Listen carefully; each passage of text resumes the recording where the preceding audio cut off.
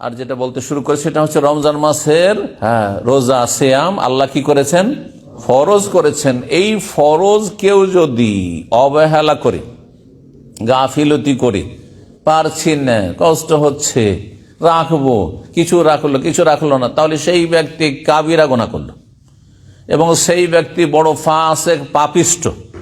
কিন্তু সে মুসলিম, পাপিষ্ট মুসলিম, দুর্বল ইমানের, ক্ষীণ ইমানের মুসলিম, অস্বীকার করে না। কিন্তু যদি অস্বীকার করে বা তুচ্ছ তাচ্ছিল্য করে, ছোট করে, যারা রোজা রাখে তাদেরকে হেয় প্রতিপন্ন করে, কারণ আমাদের দেশে বেশ কিছু মুনাফিক টাইপের অথবা মূর্খ, এমন গণ্ড মূর্খ আছে যারা রোজাদারদেরকে নিয়ে উপহাস করে। তুমি রোজা রেখে কি পেয়েছো তুমি? তুমি রোজা রাখছো, তারপরে তোমার বালা মুসিবত কেন ছোটে না? রোজা রাখছো, আমি তো রোজা রাখি না, তারপরে কেন আমি সুস্থ আছি? শয়তান এদেরকে প্রতারিত করেছে। যায়্যানা লাহুমুশ শায়তানু আমালাহুম, আল্লাহ কোরআনে কেন বলছেন এইরকম বদ প্রকৃতির লোকদের জন্য শয়তান তাদের পাপগুলিকে সুসজ্জিত করেছে, সাজিয়ে সাজিয়ে চমৎকৃত করেছে, পেশ করেছে যে খুব পাপ কর, খুব আমোদ ফুর্তি কর, রমজানে পানাহার কর। ফাসাদ্দাহুম আনিস সাবিল, সুতরাং আল্লাহর রাস্তায় চলতে, জান্নাতের রাস্তায় চলতে বাধাগ্রস্ত করেছে ইবলিস শয়তান এবং ইবলিস শয়তানের চেলারা, মানুষ শয়তান, জিন শয়তান। জি, ফাহুম লা ইয়াহতাদুন, আল্লাহ বলছেন সূরা নামলে, সুতরাং এরা হেদায়েত পাবে না, এরা জান্নাতের রাস্তা পাবে না। যদি কেউ রোজাদারকে তুচ্ছতাচ্ছিল্য করে বা রোজাকে সে যদি তুচ্ছতাচ্ছিল্য করে আর রোজাদারকে হেয় প্রতিপন্ন করে, রোজাকে অথবা রোজাদারকে অথবা অস্বীকার করে, তাহলে সেই ব্যক্তি বড় কাফের, মুরতাদ। সে জন্মসূত্রে যারা অমুসলিম তাদের চাইতে নিকৃষ্ট। একজন মুসলিমের সন্তান যদি মুরতাদ, নাস্তিক হয় বা বড় আকীদার মুনাফিক হয়, ঈমান ভঙ্গকারী হয়, জাদুকর হয়, যেগুলোতে ঈমান ভঙ্গ করে, সে মুরতাদ, মানে ইসলাম বিমুখ, ইসলাম থেকে বহিষ্কৃত। সেই ব্যক্তি জন্মসূত্রে যারা অমুসলিম তাদের চাইতে অনেক অনেক বেশি নিকৃষ্ট রাব্বুল আলামিনের কাছে। এই মসলা আপনাকে জেনে রাখতে হবে, কারণ আমাদের মুসলিম সমাজের অনেক ঘরানা থেকে অনেক এইরকম মুনাফিক, এইরকম নাস্তিক, এরকম ইসলামের দুশ্মন আর ইসলামের বিধিবিধান নিয়ে তুচ্ছতাচ্ছিল্য করে, উপহাস করে তারা ইসলাম থেকে বেরিয়ে যাচ্ছে। তাদের সম্পর্কে আমাদের দৃষ্টিভঙ্গি থাকতে হবে যে তারা ইহুদি খ্রিস্টান চাইতে নিকৃষ্ট। ভালো করে শুনে রাখেন, মাসলা আপন জায়গায় আপনাকে জেনে রাখতে হবে। নাসালুল্লাহ সালামাত ওয়াল আফিয়া, আল্লাহ যেন হেফাজত করেন। কেউ যদি কোনো ফরজ কাজ স্বীকার করে কিন্তু রাখতে পারছি না, রাখছি, তাহলে তার ইসলামের সুযোগ আছে থাকার। সে পাপিষ্ট কিন্তু সে মুসলিম, রোগী। কিন্তু কেউ যদি অস্বীকার করে অথবা উপহাস করে তাহলে সেই ব্যক্তি মুরতাদ, কাফের। এত গুরুত্বপূর্ণ হচ্ছে এই সিয়াম, রমজান মাসের যা আল্লাহ ফরজ করেছেন। আল্লাহ বলছেন যে রোজা কোনো মুশকিল কাজ নয়, আইয়ামাম মাদুদাত, মাত্র হাতে গোনা কয়েকটি দিন। তারপরও যদি তোমার অসুবিধা থাকে, ফামান কানা মিনকুম মারিদান, একটি অসুবিধা হচ্ছে অসুস্থ থাকা, এমন অসুস্থতা যেটা রোজা রাখতে বাধাগ্রস্ত করে। এমনি সামান্য অসুখ নয় যে একটু মাথার ব্যথা করছে, আমি অসুখ, আজকে রোজা রাখবো না। আজকে একটু সর্দি লেগেছে, একটু কাশি আছে, রোজা রাখবো না, চলবে নাকি? সেটাও তো অসুখ, তাই না? মানে এমন রোগী হইতে হবে যেই রোগ আপনাকে কি করছে, রোজা রাখতে বাধাগ্রস্ত করছে, পারছেন না, আপনি বড় কষ্ট হচ্ছে, পারছেন না মানে মরে যাবেন না হয়তো, কিন্তু আপনি খুবই কষ্ট হচ্ছে। করোনা জামানায় যারা করোনায় আক্রান্ত হয়েছেন তারা বুঝেছেন, সুবহানাল্লাহ। জি, ভুক্তভোগীরা জানে যে রোজা এখন রাখলে আর থাকতে পারছি না, ভিতর শুকিয়ে আসছে। আর এই রোজাকে যদি আমি মাগরিব পর্যন্ত কন্টিনিউ করি, হয়তো 3টা-4টা বেজে গেছে, আসর হয়ে গেছে, তাহলে আমি হয়তো বাঁচবো না, অথবা আমি বেহুশ হয়ে যাব, অথবা আমি চলতে পারছি না, পড়ে যাবো আমি। এইরকম যেমন সুগারের রোগী, এত সুগার লো হওয়ার আশঙ্কা রয়েছে যে মরে যেতে পারে, অথবা প্রেশার লো হয়ে যাবে, মরে যাবে, অথবা এমন কোন অসুখ আছে যে অসুখের কারণে রোজা রাখলে ডাক্তার, বিশ্বস্ত মুসলিম আল্লাহ ভীরু ডাক্তার বলছে রোজা রাখা চলবে না, না হলে চরম ক্ষতি হবে, শরীর স্বাস্থ্যের অবনতি ঘটবে ইত্যাদি। তাহলে তখন আল্লাহ বলছেন এটি একটি অজুহাত গ্রহণযোগ্য। আর একটি হচ্ছে আও আলা সাফার, অথবা আপনি সফরে আছেন, আর সফরে থাকাকালীন কষ্ট হইতে পারে। যারা সফরে থাকবেন তাদেরকে ওলামারা তিন ভাগে ভাগ করেছেন। সবাই একই রকমের মুসাফির নয়। কিছু কিছু সফর আছে রোজা রাখা বড়ই কষ্টকর, রোজা রাখলে বড়ই কষ্ট হচ্ছে, তখন রোজা না রাখাই উত্তম, বড় রোজা রাখা নিষেধ। তখন ভিতর শুকিয়ে আসছে আর উমরা করে আর চলতে পারছেন না আপনি, তারপরে বলছেন যে আল্লাহর ঘরে এসছি, উমরা এসছি। অনেক মূর্খ আছে, উমরা এসছে, মক্কা আছে, রোজা ছাড়বো? আরে আল্লাহ ছাড় দিয়েছেন তোমাকে, আল্লাহ ছাড় দিয়েছেন। তাহলে যদি সফরে বেশি কষ্ট হয় রোজা রাখতে, তাহলে রোজা ছেড়ে দিতে হবে। নবী সাল্লাল্লাহু আলাইহি ওয়াসাল্লাম বলেছেন, লাইসা মিনাল বিররি আসিয়াম ফিস সফর। সফর যদি কষ্টকর হয় তাহলে সেখানে রোজা রাখা কোনো সওয়াবের কাজ না। তাহলে রোজা ছাড়েন, আল্লাহ 11 মাস সুযোগ দিয়েছেন কাজা করতে হবে আপনাকে। আর এক শ্রেণীর মুসাফির হচ্ছে যে রোজা রাখলে সামান্য কষ্ট হবে স্বাভাবিক সফরে, কিন্তু এমন বড় কষ্ট হবে না, তাহলে রোজা রাখা জায়েজ হলো। আর তৃতীয় শ্রেণীর মুসাফির যে রোজা রাখলে তেমন কোনো কষ্ট নেই, যেমন বাসাতে আপনি খাবার দাবার সাহারি পাচ্ছেন, ইফতারি পাচ্ছেন, পানি পাচ্ছেন সময় মতো, আর ছোটাছুটি করতে হয় না, তেমন সামান্য কিছু এদিক সেদিক যাচ্ছেন, হয়তো গাড়িতে যাচ্ছেন, তেমনই আপনি 5 স্টার 4 স্টার হোটেল আছেন, সেখানে আপনার খাবার দাবার আছে, ইফতারি আছে, আপনার সাহারি আছে, আর দৌড়াদৌড়ি ছোটাছুটিও বেশি কিছু নেই যে কঠিন হয়ে যাবে, স্বাভাবিক। ধরুন কেউ মক্কা মদিনা গিয়েছেন আর এমন কোনো ছোটাছুটি নেই, অথবা যে কোনো জায়গায় গিয়েছেন, এক জায়গায় থেকে আরেক জায়গায়, নিজের বাড়ি থেকে এক আত্মীয়র বাসায় গেছেন, রোজা রাখবেন না? কোন অসুবিধা আছে এই সফরে? কোনো অসুবিধা নেই। তাহলে আপনার জন্য রোজা রাখাই হচ্ছে উত্তম। কারণ এই মোবারক সময় রমজান, এই রমজানের এই মূল্যবান সময় অন্য মাসে কাজা করলেও পাবেন না, আপনি কোন রকম কাজাটি আদায় হলো এই ফজিলত পাবেন না। আশা করি মনে রাখবেন বিষয়টি, কারণ আপনারা অনেক সময় সফর করবেন, হ্যাঁ, দেখবেন আপনার অবস্থা বুঝে ব্যবস্থা করবেন। কখনো রোজা রাখা উত্তম, কখনো রোজা রাখা জায়েজ, আর কখনো রোজা ছাড়া জরুরি যদি দেখেন যে আমার প্রাণ নাশ হইতে পারে, মরে যাব হয়তো, অথবা আমি বেহুশ হয়ে যাব, আমি অচল হয়ে যাব, আমার রোগ বেড়ে যাবে, তখন রোজা ছেড়ে দিতে হবে সফর। তারপরে স্থায়ী রোগী না হইলে, স্থায়ী রোগীর ক্ষেত্রে শুধু ফিদিয়া। অস্থায়ী রোগী আল্লাহ বলছে ফামান কানা মিনকুম মারিজান আও আলা সাফারিন ফাইদ্দাতুম মিন আইয়ামিন উখর, অন্য দিনে সংখ্যা পুরা করে নেবে। তাহলে মনে রাখতে হবে ফরজ এটি, যে আমার কয়টি রোজা ছুটেছে। গত রমজানও মাশাআল্লাহ আপনার উপর আমার উপর রোজা ফরজ ছিল না? সবাই সাবালক ছিলেন গত রমজানেও। সুতরাং গত রমজানের রোজা কাজা আছে কিনা আপনাকে মনে রাখতে হবে, এটি ফরজ কাজ, আপনার ফরজ। আপনার স্ত্রী রোজা ছুটেছে রমজান মাসে মাসিকের কারণে, বিশেষ করে মহিলাদের রোজা কয়দিন ছুটেছে মাসিকের কারণে অথবা সফরের কারণে বা অসুস্থতার কারণে মনে রাখা ফরজ, কারণ এটি আপনার দিন, আপনার এটি ফরজ ইবাদত। আর তারপরে সেটা এই দীর্ঘ 11 মাসের মধ্যে যে কোনো সময় একটানাও রাখতে পারেন, অবিরাম, আবার বিরতি দিয়ে দিয়ে গ্যাপ দিয়ে দিও, আপনি একটা করে ভেঙেও রাখতে পারেন, কিন্তু 11 মাস ছাড় দেওয়া হয়েছে। গত রমজান রোজা এখনো বাকি, আর এই রমজান চলে আসল রাখলেন না, অথচ কোন শরীয়তের কোন অজুহাত ওজোর ছিল না গ্রহণযোগ্য, তাহলে গুনাহগার। এরপরেও রাখতে হবে, গুনাহগারও হলেন, আবার রাখতে হবে, না হলে মাফ পাবেন না। সুতরাং যাদের কাজা রোজা হবে বা হয়েছে এর আগে সজাগ হন, এবং যাদের এই রমজান চলে আসলো কাজা রোজা এখনো রাখেননি, আল্লাহর কাছে তওবা করেন, অনুতপ্ত হন যে এটি একটি বড় গুনাহ করলাম, কবিরা গুনাহ করলাম, আল্লাহ যেন মাফ করেন এবং এই কাজা পুরা করার যেন তৌফিক দান করেন। রমজান মাস আসলে রাসূলুল্লাহ সাল্লাল্লাহু আলাইহি ওয়াসাল্লাম অত্যন্ত খুশি হইতেন এবং সাহাবায়ে কেরামরা অত্যন্ত খুশি হতেন, আর রাসূলুল্লাহ সাহাবায়ে কেরামদেরকে সুসংবাদ দিতেন। সুনান নাসাইতে একটি হাদিস রয়েছে, হাদিসটি সহিহ, এবং মুসনাদে আহমদে এই ভাষাতে রয়েছে যে কানা রাসূল ইউবাশশিরু আসহাবাহু, রাসূলুল্লাহ সাল্লাল্লাহু আলাইহি ওয়াসাল্লাম তার সাহাবায়ে কেরামদেরকে, সহচরদেরকে তিনি সুসংবাদ দিতেন যে কাদ আতাকুম রমজান, তোমাদের সামনে রমজান আগমন করেছে, শাহরুন মুবারক, সেটি হচ্ছে বরকতপূর্ণ মাস, বরকত আর বরকতের মাস। এই রমজান মাস হচ্ছে বরকতের মাস। রাসূলুল্লাহ সাল্লাল্লাহু আলাইহি ওয়াসাল্লাম বলেছেন বরকত।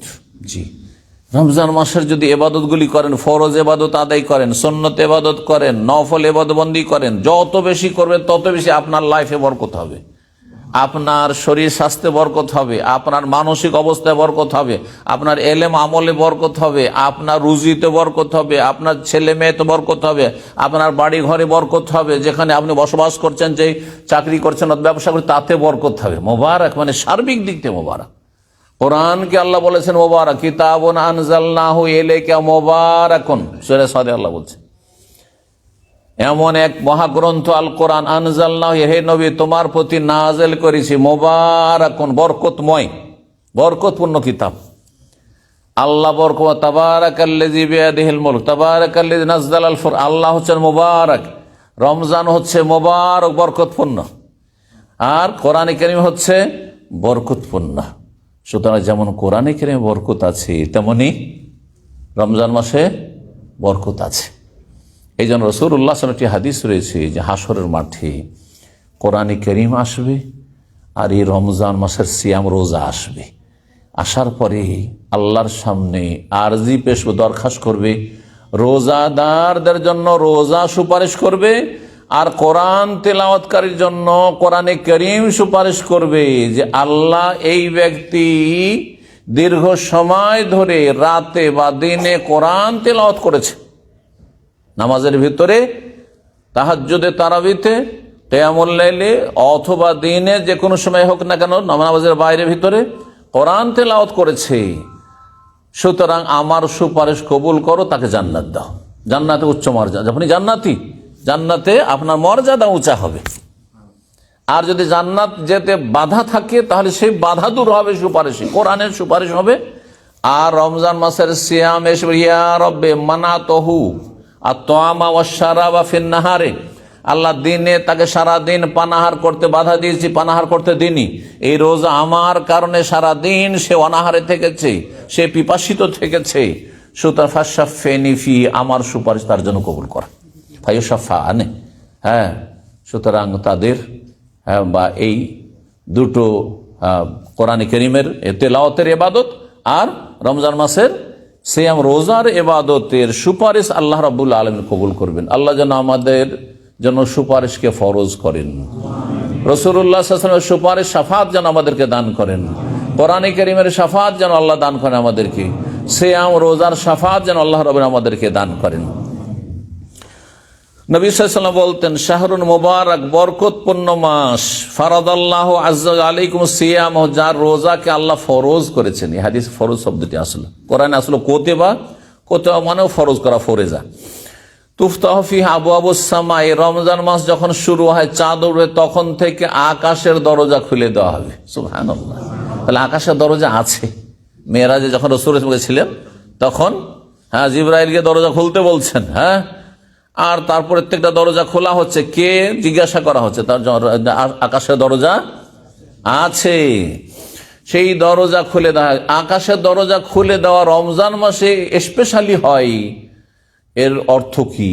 এর অর্থ তাৎপর্য ওলামারা বলেছেন যে আকাশ থেকে আল্লাহ রাব্বুল আলামিনের পক্ষ থেকে রহমত আর বরকত নাজিল হয় জমিনে। সুতরাং যখন আকাশের দরজা খোলা আছে মানে রহমত বর্ষণ হচ্ছে, বরকত নাজিল হচ্ছে। জি, রিজিক কোথায় আছে জানেন? দুনিয়াতে আল্লাহ রিজিক রাখেননি।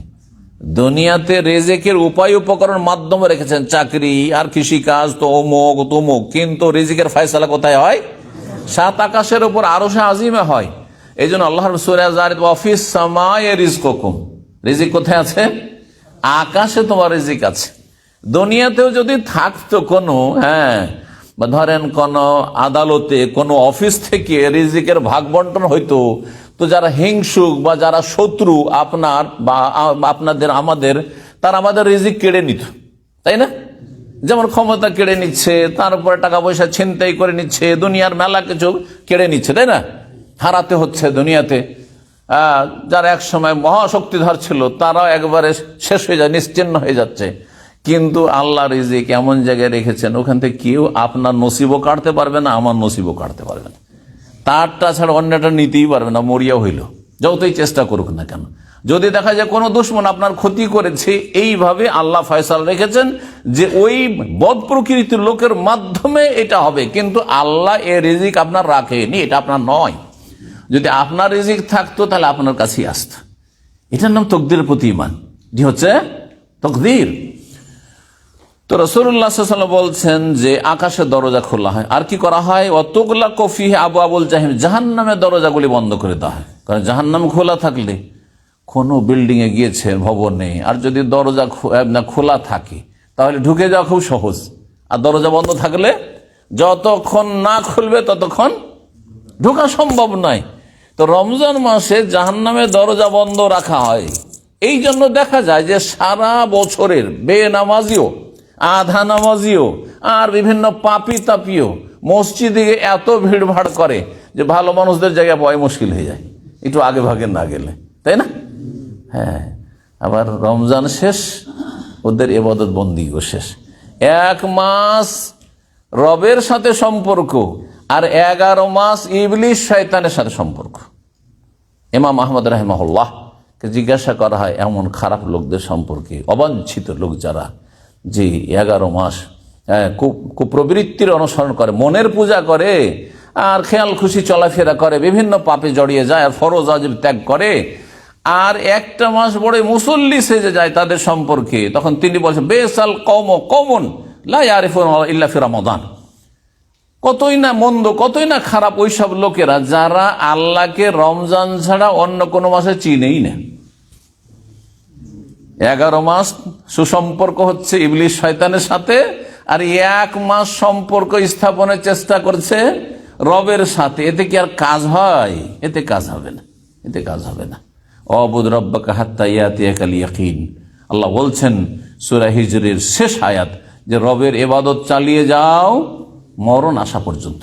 ইয়াকিন মানে মওত, যতক্ষণ মরণ না আসে। নবী সাল্লাল্লাহু আলাইহি সাল্লাম শেষ নবী সাল্লাল্লাহু আলাইহি সাল্লাম, আল্লাহ তো মাফ করে দিতে পারতেন। আল্লাহ তো না, তোমাকে নামাজ পড়তে হবে না, তোমাকে রোজা রাখতে হবে না, তোমাকে ইবাদতবন্দি করতে হবে না। যখনই হুঁশ ফিরে আসছে, জিজ্ঞাসা হাল সাল্লান নাস, সবাই কি নামাজ পড়িয়ে নিয়েছে, জামাত কি হয়ে গেছে?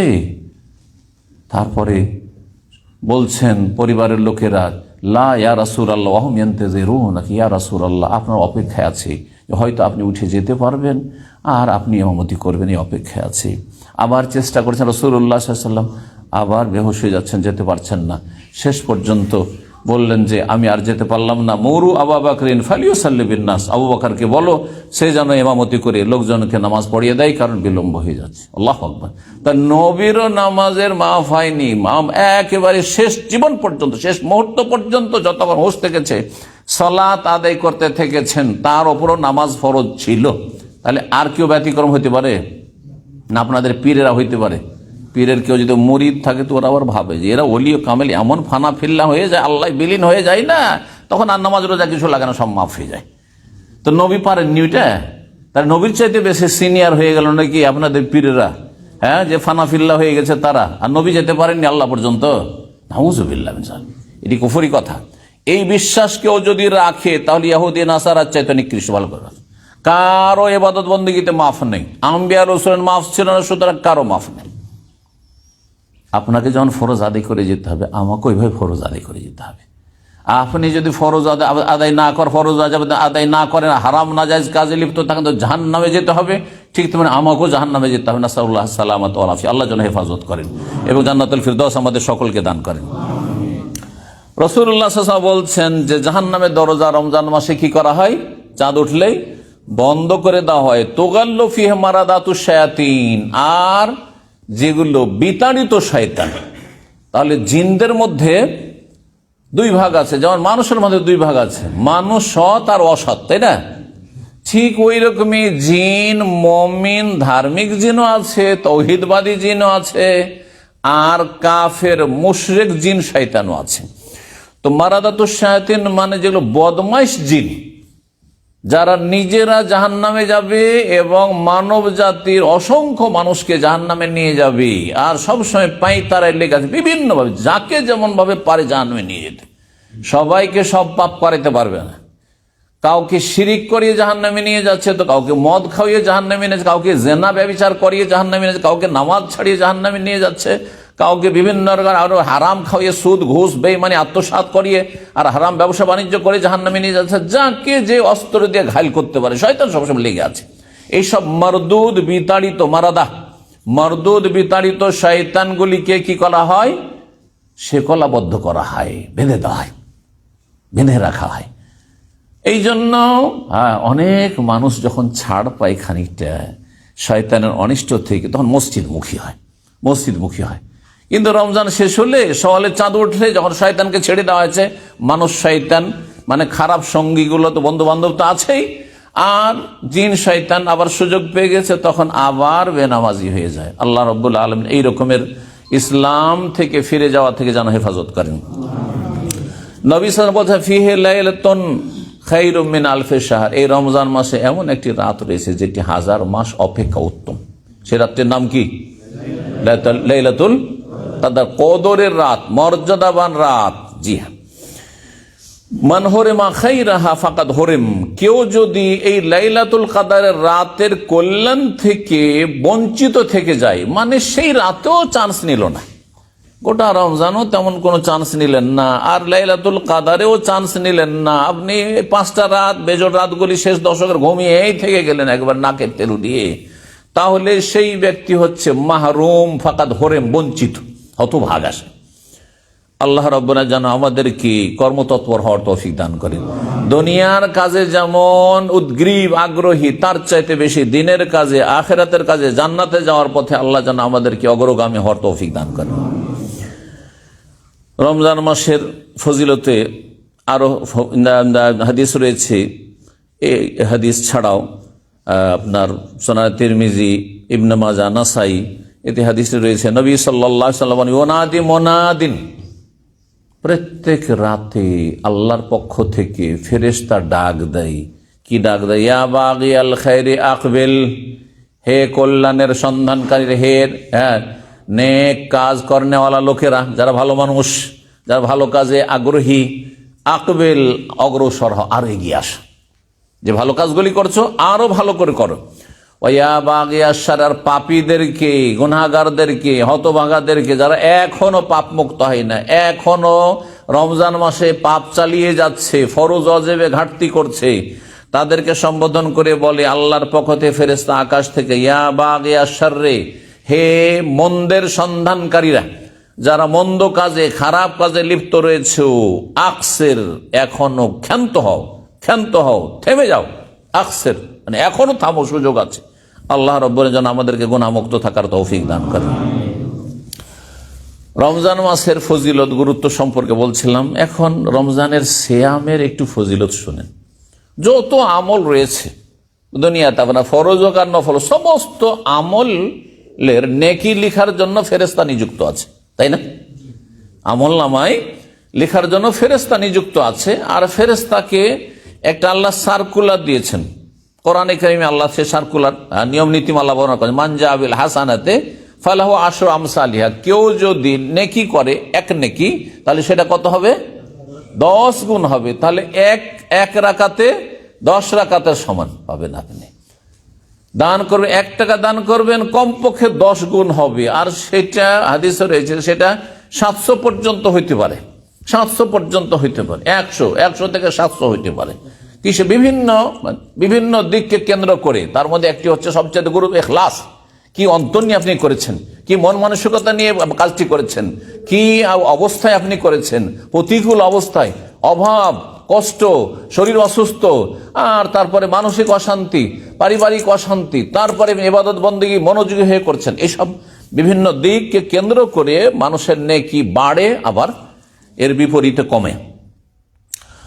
তো রমজান মাসের রোজা এমন একটি, অথবা অন্য রোজাই হোক না কেন, রোজা সিয়ামের এত বেশি ফজিলত যে সিয়ামের নেকি স্বয়ং আল্লাহ দেবেন, ফেরেশতা কি এর পরিমাণ লিখার আল্লাহ অনুমতি দেননি। এই মর্মে হাদিসে কুদসি রয়েছে, সহিহ বুখারী এবং সহিহ মুসলিম এই হাদিসগুলি রয়েছে। আবু হুরায়রা রাদিয়াল্লাহু তাআলা আনহু বর্ণনা করেন, কালা রাসূলুল্লাহ সাল্লাল্লাহু আলাইহি ওয়াসাল্লাম বলেন, কুল কাল আল্লাহু, আজ মহান আল্লাহ বলেছেন, হাদিসে যদি মহান আল্লাহ বলার কথা থাকে তার মানে হাদিসটির নাম কি? হাদিসে কুদসি হাদিস, কিন্তু আল্লাহর বাণী রাসূলুল্লাহ সাল্লাল্লাহু আলাইহি ওয়াসাল্লাম বর্ণনা করে নকল করেছেন।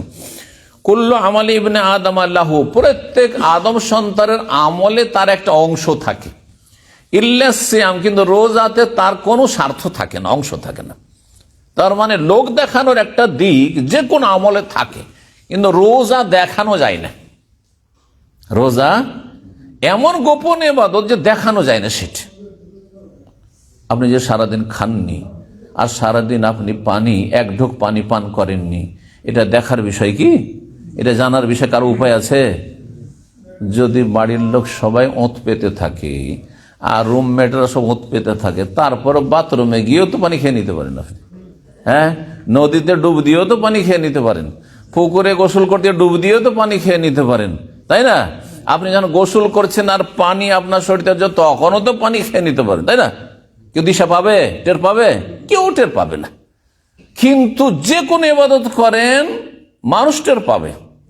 হ্যাঁ, নামাজ পড়লে মানুষ জানবে যে নামাজ পড়ছেন না আপনি, কারণ মসজিদ যেতে হবে পুরুষ মানুষ আপনাকে, মহিলা নামাজ পড়লেও দেখতে হবে যে রুকু সিজদা করছে, বাড়িতে নামাজ পড়ছে। আচ্ছা, জাকাত দিলেও, সাদকা করলেও মানুষ জানতে পারে, দেখতে পাবে। ওমরা গেলে, হজ করলে, যে কোনো নেকির কাজ করেন, বাপ মায়ের সাথে সদাচরণ করছেন, ভালো খেদমত করছেন, সব জানতে পারবে। হ্যাঁ, যার যে কল্যাণ করছেন সে তো জানছে কমপক্ষে, যত গোপনে করেন। কিন্তু রোজার ক্ষেত্রে আল্লাহ ছাড়া, অথচ রোজাদার সুবহানাল্লাহ কত ঈমান ইয়াকিন নিয়ে রোজা রাখে, যে একজন রোজাদার যে আল্লাহ পরকালে বিশ্বাসী, ওকে যদি বলেন যে তোমাকে 10,000 দিনার বা 1,00,000 দিনার, কি দিরহাম না, এখানে দিরহাম তাই না, দিনার, আমার গোলমাল হয়ে যাবে দুবাই আর এখানকার টাকাতে দিরহাম না দিনার, আবার কুয়েতি দিনার, এখানেও দিনার, বাহরাইনি দিনার, যদি 1,00,000 দিনার দেব এই রোজাটা ছেড়ে দাও।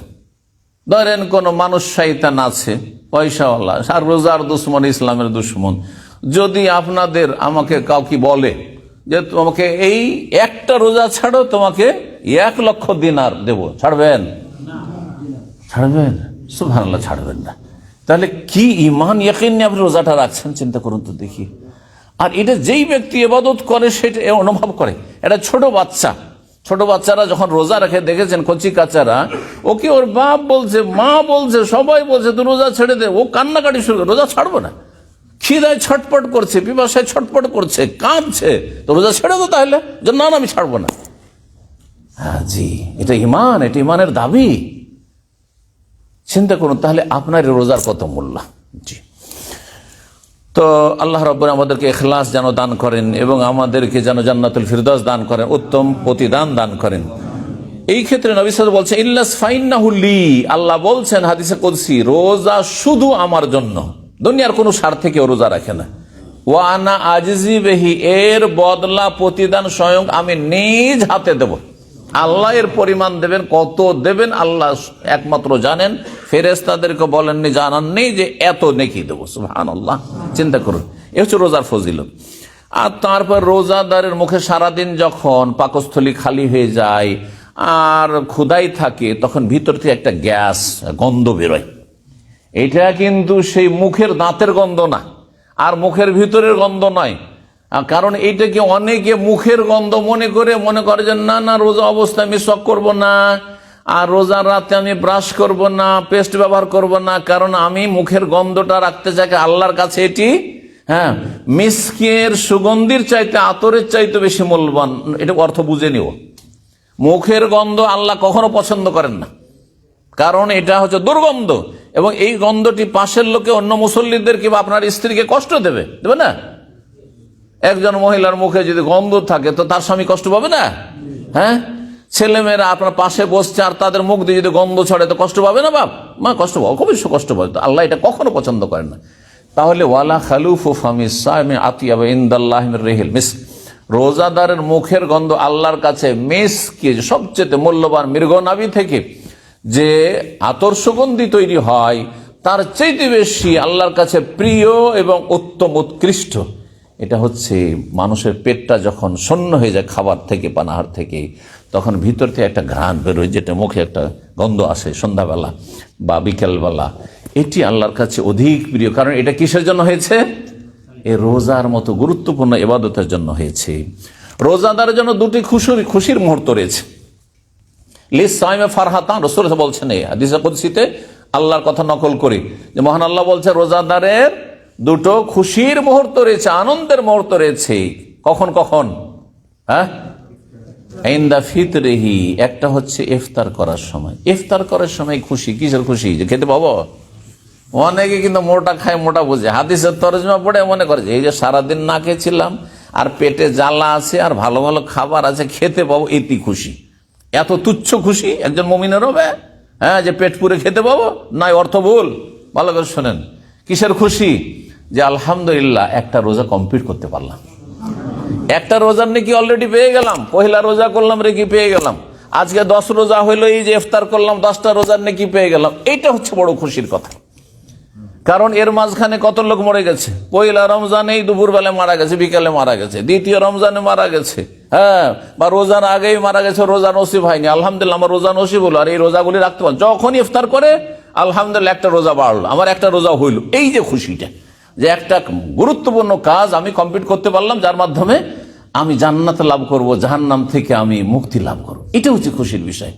ওয়া ফারহাতুন ইনদা লিকায়ে রব্বি, আর একটি খুশি হচ্ছে রবের সাথে সরাসরি যখন মোলাকাত হবে, দিদার হবে, আল্লাহর দর্শন হবে, যেটি জান্নাতে সবচেয়ে বড় নিয়ামত হবে।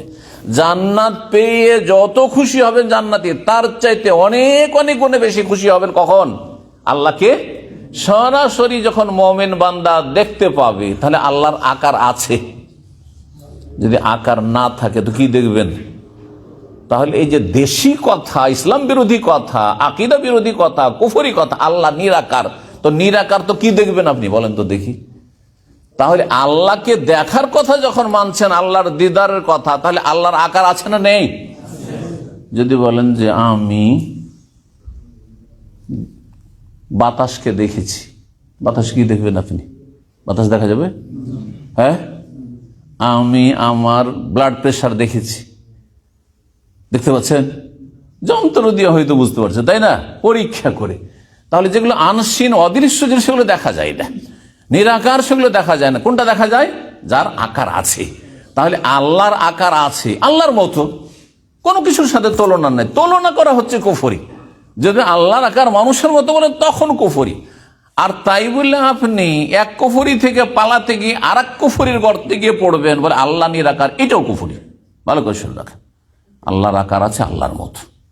হ্যাঁ, যেমন আল্লাহর ক্ষমতা আল্লাহর মতো, আল্লাহ আল্লাহর মতো, মানুষ মানুষের মতো, বানর বানরের মতো। বোঝা গেছে না? জি, সৃষ্টির স্রষ্টার সাথে কোনো তুলনা নেই। আকীদার বিষয়গুলি যেন আমাদের সংশোধন থাকে।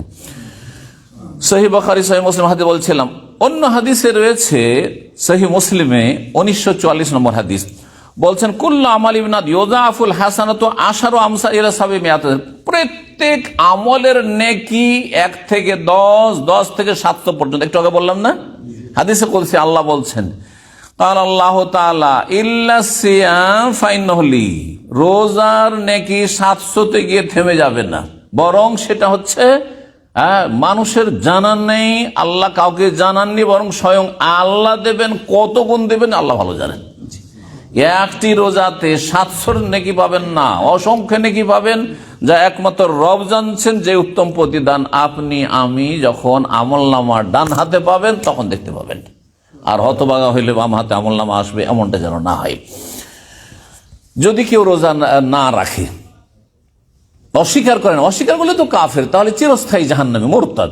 কিন্তু রোজাকে অস্বীকার করলো না, রাখবো, রাখছি, আসলে খিদা বরদাস্ত করতে পারছি না, পিপাসা বরদাস্ত করতে পারছি না, হ্যাঁ, রাখছে না, গাফিলতি করে কিছু রাখলো কিছু রাখলো না, এই ধরনের যে এক শ্রেণীর মুসলিমরা রয়েছে, তাদের ক্ষেত্রে শুনেন একটি হাদিস নাই, ইবনে খুজাইমা ইবনে হিব্বানে রয়েছে, মুস্তাদরাক হাকিমে রয়েছে, আল্লামা আলবানী রাহিমাহুল্লাহ হাদিসটিকে সহিহ তারগিবে সহিহ বলেছেন। জিবরাইল আলাইহিস সালাম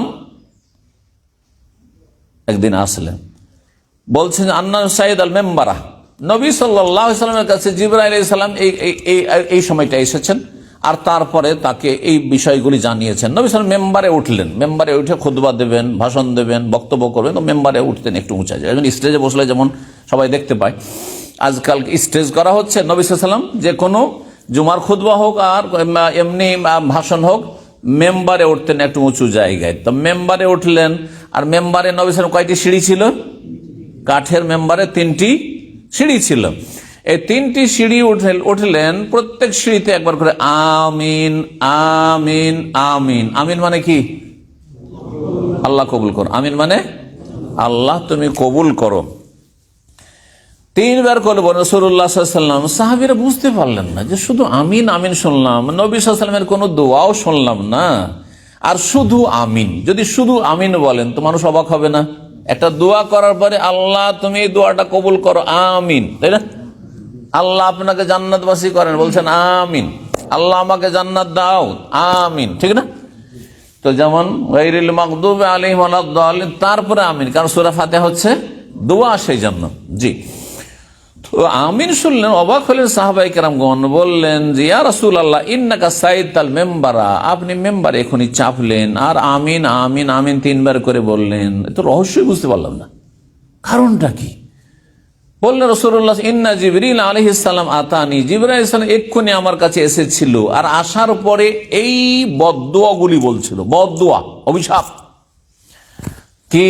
আন্নামান আদরাকা শাহরা রমজানা ফালা ইউগফার লা, যেই ব্যক্তি রমজান মাস তো পেল, মানে রমজান মাসে আল্লাহ তাকে বাঁচিয়ে রাখলো আর সে জন্মসূত্রে মুসলিম,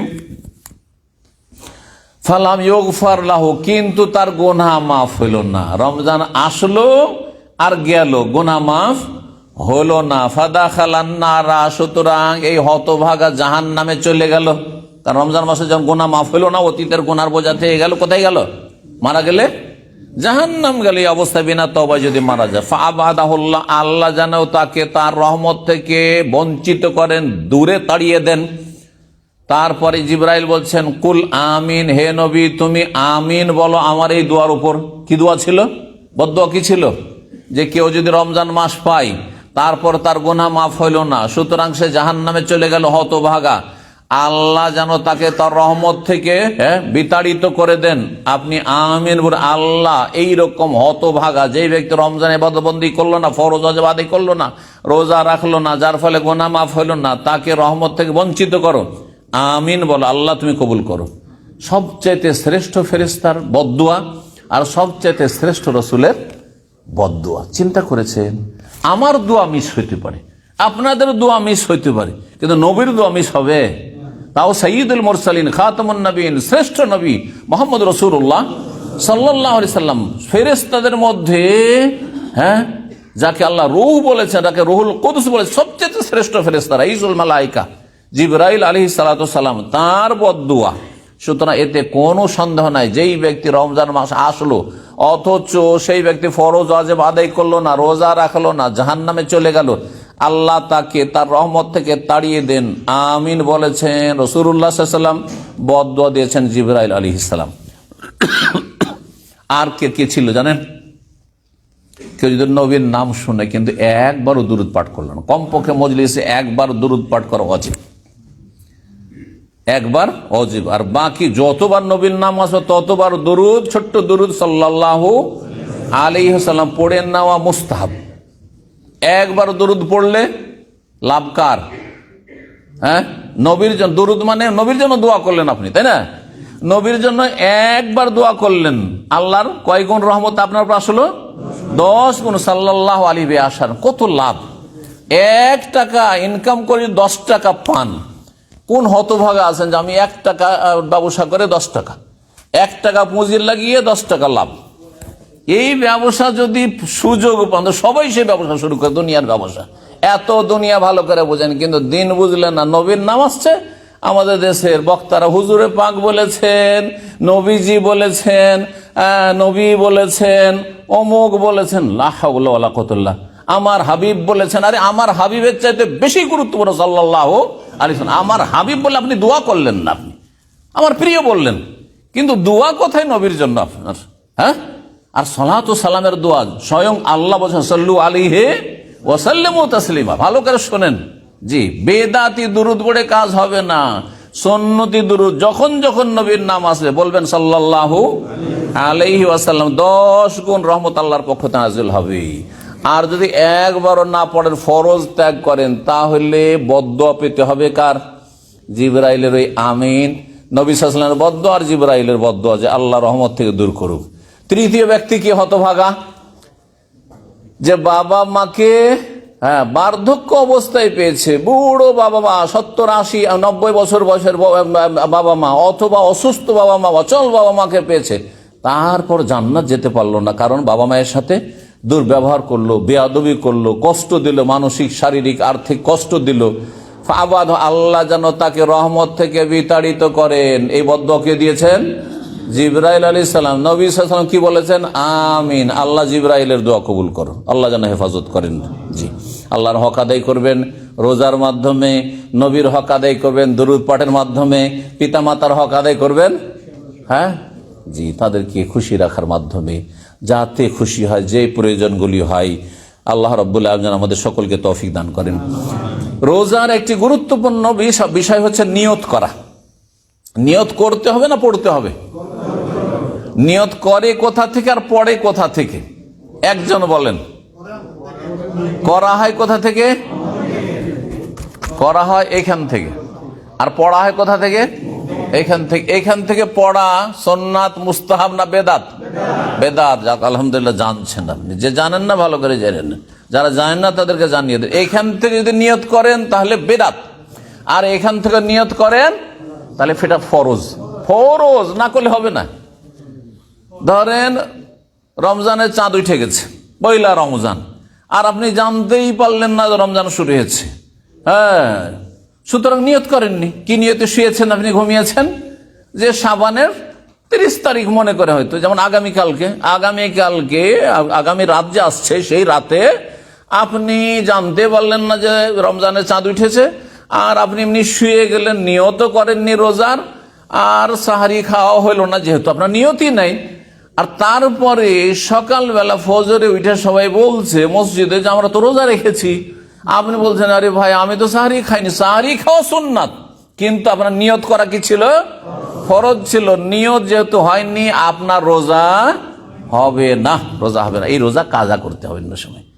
যদিও কিছু খাননি, এখনো বাসি পেটে আছেন আপনি, হ্যাঁ, শুধু উজু করে মসজিদে চলে গেছেন, কিন্তু নিয়ত করতে হবে ফজরের আগে, শুভ সাদেকের আগে, ফজরের আজানের আগে নিয়ত করতে হবে। রাসূলুল্লাহ সাল্লাল্লাহু আলাইহি ওয়াসাল্লাম এই মর্মে হাদিস রয়েছে, মাল্লাম ইউবাইয়িতি সিয়ামা ক্বাবলাল ফজর ফালা সিয়াম, যেই ব্যক্তি ফজরের আগে, শুভ সাদেকের আগে নিয়ত করবে না, তার রোজা হবে না। প্রতিদিন নিয়ত করতে হবে। প্রতিদিন নিয়তের নবায়ন করাটা ভালো, শুনে রাখেন। কিন্তু পহেলা রমজানে নিয়ত করে না যে আমি 30টি 29টি গোটা রমজান রোজা রাখবো, এটাই যথেষ্ট। এটা কি? কারণ আপনার নিয়ত আছে, রমজান শুরু হয়েছে, চাঁদ দেখা গেছে, আমি মুসলিম, রোজা রাখবো, এই যে নিয়ত করে নিয়েছেন। তারপরে অনেকেই আছেন, আমাদের দাম্মামে এক ভাই আছেন, এত ঘুম ভারী, আর একাই রুমে থাকে, অ্যালার্ম লাগিয়ে উঠতে পারে না, স্পেশাল অ্যালার্ম লাগিয়ে উঠতে পারে না। তো এক রমজানে, যেহেতু আমার খুব খাস ছাত্র, অনেক পুরাতন, 20-25 বছরের ছাত্র, তো সে বলছে যে শেখ, এই বছরে মনে হয় 9 থেকে 10 দিন সাহারি খেতে পেয়েছি, আর বাকি রোজাগুলি বিনা সাহারিতে, তাও কষ্ট করে রোজা রেখেছে। ইমান, কষ্ট করে রোজা, ওই যে এই সাথে খেয়ে 12টা 9টাতে খেয়ে দিয়ে শুয়েছে, ওইটাই দিয়ে সে রোজা রেখেছে। তাহলে যদি ধরেন অনেক দিন এমন হলো যে সাহারি খেতে পেলেন না, অসুবিধা নেই, কারণ পয়লা রমজান থেকে আপনার নিয়ত আছে গোটা রমজান আমি রোজা রাখবো। এই নিয়ত করা, অন্তরের নিয়ত। নিয়ত মানে কি? নিয়তের শাব্দিক অর্থ কি কে বলতে পারেন? একটু হাত তোলেন তো। অন্তরের সংকল্প, ইচ্ছা। যেমন বলছেন আমার নিয়ত আছে ঈদটা দেশে গিয়ে করব, বলছেন না? মানে কি? নাওয়াইতো, হ্যাঁ, আন ওসাল্লিয়াল ঈদা ফি বাংলাদেশ, বলেছেন নাকি? আরে তো নিয়ত, দুনিয়ার নিয়ত গুলো সব, আমার নিয়ত আছে আমি সৌদিতে ব্যবসা করব, আমার নিয়ত আছে আমি ইনভেস্টর হব। আপনি পড়েছেন নাওয়াইতো আন আকুনা মুস্তাসমিরান ফিল বাহরাইনে, বলেছেন নাকি? তাহলে দুনিয়ার নিয়ত এখানে হয়, এমনকি সমস্ত আমলেরও নিয়ত কি হয়? এখানে হয়। শুধু বেদাতীদের নামাজের নিয়ত আর রোজার নিয়ত এখানে হয়। হ্যাঁ, নাওয়াইতু আন আসুমা গাদান, এটা পড়তে হবে। আর নামাজের নাওয়াইতু আন উসাল্লিয়া লিল্লাহি তাআলা সালাতা যুহরি ফরিজাতান লিল্লাহি মুতাওয়াজ্জিহাল কাবাতি শরীফাতি, আল্লাহু আকবার। কাবার দিকে মুখ করে, তো মাথার উপরে গিয়ে সেটা বলবেন না? ছাদ আছে না খোলা মাঠে পড়ছেন বলতে হবে না, পায়ের তলে মাটি আছে না কার্পেট আছে বলতে হবে না, ডানে কি আছে বামে আছে বলতে হবে না, ওগুলো করে বলেন না ওইটা বেদাত, ওইটা বেদাত, তোমারটা কি? বুঝতে পারছেন না? পারছেন না? বেদাত করবেন না, না হলে আমল বরবাদ হয়ে যাবে। জি, নিয়ত করতে হবে, এইখানে নিয়ত পড়তে হবে না। আচ্ছা বলুন তো, শুধু নামাজ রোজা বাদে জাকাত আপনারা দিচ্ছেন যারা, কোনোদিন নিয়ত পড়েছেন? নাওয়াইতু জাকাতা লিতাজকিয়াতিল মালে, মালকে পাক পবিত্র করার জন্য, ধন সম্পদকে, কি জীবনে পড়েছেন? দান সাদকা করেছেন, কোনোদিন নিয়ত পড়েছেন? হ্যাঁ, এমনকি জিকির করেছেন, সুবহান আলহামদুলিল্লাহ, কোন সময় জিকির করেছেন? না, জিকিরের নিয়ত পড়েছেন? কারণ জিকির করা ইবাদত নয়, সুবহানাল্লাহ পড়া ইবাদত নয়, আলহামদুলিল্লাহ লা ইলাহা পড়া ইবাদত নয়, কেন নিয়ত পড়েন না? তা নিয়ত যদি পড়তে হয় তো সব আমলই পড়তে হবে, আর ছাড়তে হয় তো সব আমলই ছাড়তে হবে। আল্লাহ যেন সঠিক বুঝ দান করেন এবং ভালো আমলে তৌফিক দান করে। এই বেদাতে আমল করে জান্নাত পাওয়া যাবে না, আল্লাহ হেফাজত করুন। নফল রোজার ক্ষেত্রে অসুবিধা, নফল রোজা দিনও নিয়ত করা যায়। ধরেন এখনো বাসি পেটে আছেন, আর সকাল 8টা-10টায় নাস্তা না করে চলো আজকে তো সোমবার, রোজাটা রেখেই নি, আজকে বৃহস্পতিবার রোজাটা রেখেই নি, অসুবিধা নেই, জায়েজ আছে, যতক্ষণ খাননি কিছু পানাহার করেননি। কিন্তু ফরজ রোজার ক্ষেত্রে নিয়ত আপনার হইতে হবে কখন থেকেই? ফজরের আগে থেকে। এই মর্মে বেশ কিছু হাদিস রয়েছে। যখন আপনি রোজা রাখবেন, শুধু পেটকে রোজা রাখাইলে হবে না, আপনার গোটা শরীরের অঙ্গ সবগুলিকে রোজা রাখাইতে হবে। কি থেকে? রোজা রাখা মানে বিরত, রোজার মানে সিয়াম মানে বিরত থাকা, তো বিরত রাখতে হবে সমস্ত পাপাচার থেকে। তার নেগেটিভ যত গুনাহ আছে, গুনাহ থেকে বেঁচে থাকতে হবে রোজার অবস্থায়, এবং এটি ট্রেনিং কোর্স সর্ব অবস্থায়, রোজার দিনেও রাতেও গোটা বছর সারা জীবন এই ট্রেনিং কোর্স এর মাধ্যমে, যে রোজার দিনে আমি পানাহার করলাম না, যে পানাহার রোজার রাতে জায়েজ আমার জন্য, সে সুতরাং সুদ খাবো না, ঘুষ খাবো না, হারাম খাবো না, হারাম কাজ করবো, হারাম দেখবো না, হারাম শুনবো না, আর পাপে লিপ্ত থাকবো না, অন্যায় করবো না, জুলম অত্যাচার করবো না, যেটা সর্বদা হারাম, এর ট্রেনিং করা। সুতরাং রোজা রাখলে গোটা শরীরকে সমস্ত গুনাহ থেকে রোজা রাখাইতে হবে, শরীর অঙ্গ প্রত্যঙ্গকে। আর রোজা রাখার আরেকটি গুরুত্বপূর্ণ দিক হচ্ছে যে রোজা যখন রাখছেন তো অন্য অন্য ফরজগুলি যথাযথ আদায় করতে হবে। রোজা রাখছেন আর সাহারি খেয়ে রাত 12টায় দোকানপাট বন্ধ করে ডিউটি করে গিয়ে সাহারিটা খেয়ে রাত 12টা 1টা-2টোর সময় ঘুমিয়ে গেলেন আর ফজর পড়লেন না, এই রোজা হবে? এইরকম করে রোজা রাখবেন না? না, রোজা রাখবেন না এইভাবে। আর রোজা রাখবেন না মানে আমি বলছি না যে রোজা ছেড়ে দেন, আপনি রোজা রাখেন আর ফজর পড়েন, কারণ আপনার রোজার চাইতে ফজরের নামাজ বেশি গুরুত্বপূর্ণ। সুতরাং আল্লাহর ওয়াস্তে আপনি রোজাকে যদি সেভ করতে চান, রোজা দিয়ে যদি কিছু ফলাফল আপনার জীবনে দুনিয়া আখিরাতে পেতে চান, তাহলে আল্লাহর ওয়াস্তে 5 টাইম নামাজ পড়ুন, আল্লাহ যেন তৌফিক দান করেন। সুতরাং ফরজ ওয়াজিবে যেন ঘাটতি না থাকে, হারাম নাজায়েজে লিপ্ত না থাকেন, মানুষের গীবত করবেন না, চুগলখড়ি করবেন না, ধোঁকাবাজি করবেন না, হারাম ব্যবসা বাণিজ্য করবেন না, হারাম রোজগার করবেন না, হারাম খাবেন না এবং হারাম কাজ করবেন না। আল্লাহ বেঁচে থাকার তৌফিক দান করেন। রোজা অবস্থায় দোয়া কবুল হয়, রোজা অবস্থায় দোয়া কবুল হয়। দোয়া কবুলে যে সময়গুলি রয়েছে বা অবস্থা রয়েছে মুহূর্তের মধ্যে একটি গুরুত্বপূর্ণ হচ্ছে রোজার অবস্থায় সারাদিন যে কোনো সময় দোয়া কবুল হয়। আর বিশেষ যত ক্ষুধার্ত হবেন, যত সন্ধ্যা ঘনিয়ে আসবে আসর থেকে মাগরিব, এই সময়টা আরো বেশি, যত পেটে জ্বালা আছে, আল্লাহর ভয় আপনি খাচ্ছেন না, আল্লাহর ভয় আপনি পানি পান করছেন না, তত বেশি দোয়া কবুলের চান্স রয়েছে। সুতরাং এই সময়গুলিতে আপনি কি করবেন? বেশি বেশি দোয়া করবেন। আর ইফতারির সহি দোয়া যেটি রয়েছে সেটি হচ্ছে জাহাবা জামা আবদাল্লাতিল উরুক ওয়া সাবাতাল আজরা ইনশাআল্লাহ। আর আল্লাহুম্মা লাকা সুমতু আলা রিজকিকা আফতারতু, হাদিসটি আবু দাউদের, কিন্তু হাদিসটি দুর্বল। আর সুতরাং সেটি না পড়ে সহি দোয়াটি পড়বেন।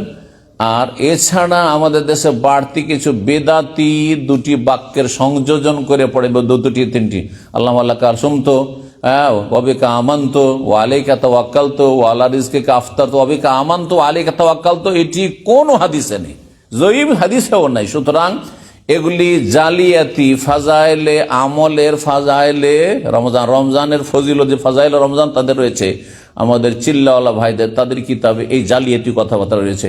সুতরাং এসব জাল কথার উপর আমল করবেন না। আর তারপরে এর সাথে আরো অন্য কিছু লাগে না, যতটা লাগাবেন তত বেদাত হবে, ওসব থেকে বেঁচে থাকবেন।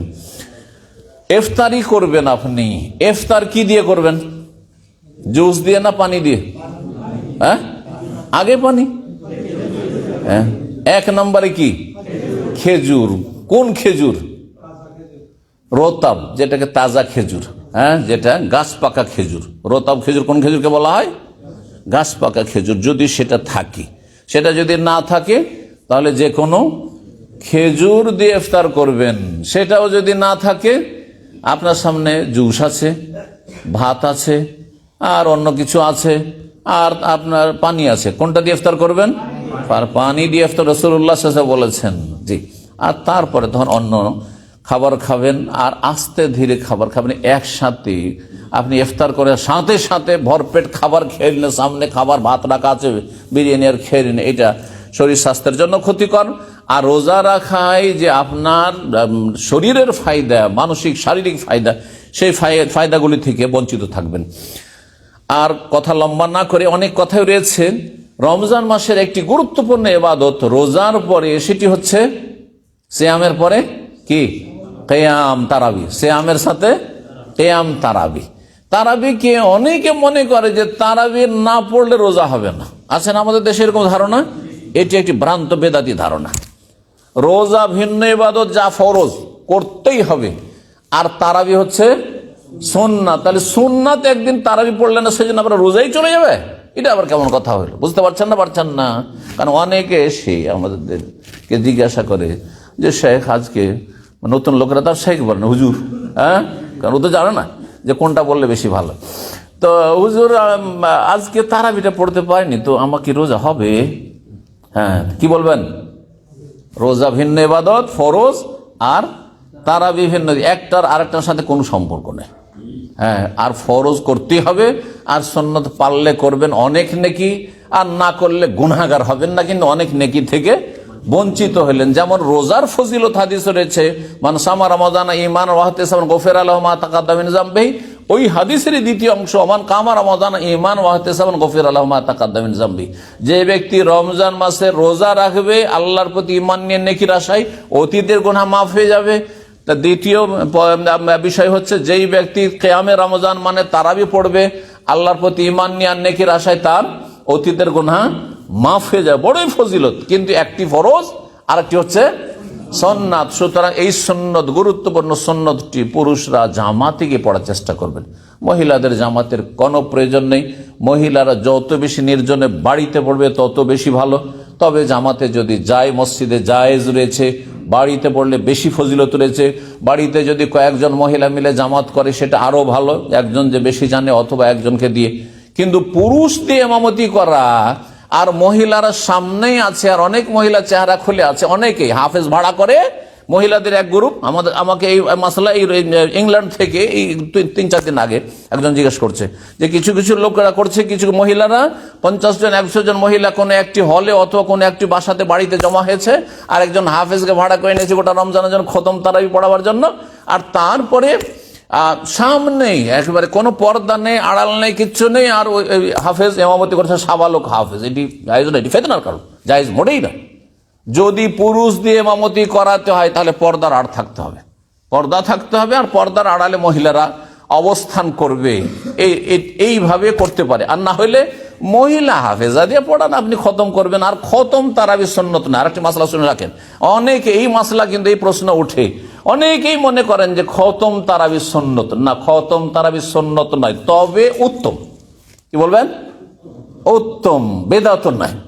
কিন্তু সেটাকে আপনি জরুরি মনে করবেন না, এটাই করতে হবে, না হলে ঘাটতি হয়ে গেল। কোন জায়গায় যদি 10 পারা খতম করে, 5 পারা করে, অথবা সূরা তারাবিও পড়ে, তাতেও কোনো অসুবিধা নেই, আপনার তারাবির ফজিলত আপনি পাবেন। তবে যত দীর্ঘায়িত করবেন, যত লম্বা তারাবি পড়বেন, তত বেশি ভালো। আরেকটি গুরুত্বপূর্ণ ইবাদত, রমজান হচ্ছে শাহরুল কোরআন। আল্লাহ রাব্বুল আর রমজানের কথা, রোজার কথা বলতে গিয়েই বলেছে সূরা বাকারা 183 থেকে 87 মাঝখানে একটি আয়াতে, শাহরু রমাদান আল্লাযী উনজিলা ফীহিল কোরআন। রমজান মাসেই কি নাযিল হয়েছে? কোরআন নাযিল শুরু হয়েছে। সুতরাং রমজান মাস হচ্ছে কোরআনের মাস। গোটা বছর যদি বেশি নাও পড়তে পারেন, রমজান মাসে চেষ্টা করবেন। কিন্তু রমজান মাসে আবার কিছু মানুষরা ভাবেন রমজান মাসে একটা খতম দিতেই হবে, এইটাও জরুরি নয়।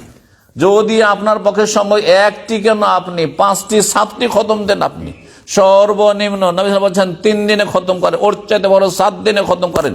7 দিনে খতম করলে 4 × 7 = 28, 4 খতম মোটামুটি হয়ে যাবে। হবে না? হবে না? 4 × 7 = 28, তাহলে 4 খতম হচ্ছে, তাই না? 4 খতম 5 খতম দেন। আর যদি তার বেশি করতে চান তো 3 দিনের কমে পড়ার ক্ষেত্রে রাসূলুল্লাহ অনুৎসাহিত করেছেন, বলেছেন যেই ব্যক্তি 3 দিনের কমে কোরআন খতম সে কোরআনের কিছুই বুঝলো না। আর অনেকেই কোরআন খতম অভ্যস্ত, কোরআন খতমের অভ্যাস রেখেছেন, আর সেই কোরআন খতম হয়তো এবার অসুস্থতার কারণে, ব্যস্ততার কারণে, সফরের কারণে, অথবা শরীর চলছে না, সেই জন্য খতম করতে পারলাম না, বড়ই আক্ষেপ করবেন না। নবী সাল্লাল্লাহু আলাইহি ওয়াসাল্লামের সহিহ বুখারী হাদিস রয়েছে, এযা মারেজাল আবদু, ভালো করে শুনে রাখেন হাদিস, এযা মারেজাল আবদু আও সাফারা, কোন বান্দা বান্দি যদি অসুস্থ হয়ে যায় অথবা সফরে থাকে, যার কারণে অনেক সুন্নত নফল ইবাদত বন্দেগীতে ঘাটতি হয়ে গেল, করতে পারলো না। রমজানে কোরআন খতম সারা জীবন করত, 1 খতম 2 খতম 3 খতম করতো, এবারে 1 খতমও দিতে পারলো না, সে নাকি পাবে না? রাসূলুল্লাহ বলছেন কুতিবা লাহু মা কানা ইয়ামালুহু সাহিহাম মুকিমান, সুস্থ অবস্থায় মুকিম অবস্থায় যেই আমলগুলি পরম্পরা করে আসছিল সারা জীবন, পূর্ণ ওই রকমই পুরা নেকি পেয়ে যাবে, কোনো ঘাটতি কোনো কমতি হবে না। সুবহানাল্লাহ, চিন্তা করুন। সুতরাং যে ভাই বোনেরা একসময় কোরআন খতম করতে পারতেন, এখন ব্যস্ততার কারণে বা রোগের কারণে পারছেন না, জর্জরিত, কখন আক্ষেপ করবেন না।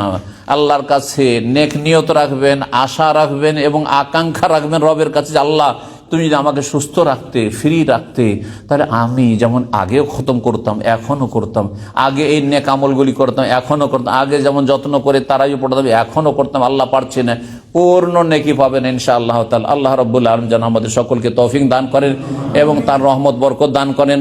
রমজান মাসে আল্লাহ আমাদের গুনাহ খাতা মাফ করে দেন এবং জান্নাতুল ফিরদাউস নসিব করেন, জাহান্নামের আযাব থেকে আল্লাহ মুক্তি দান করেন।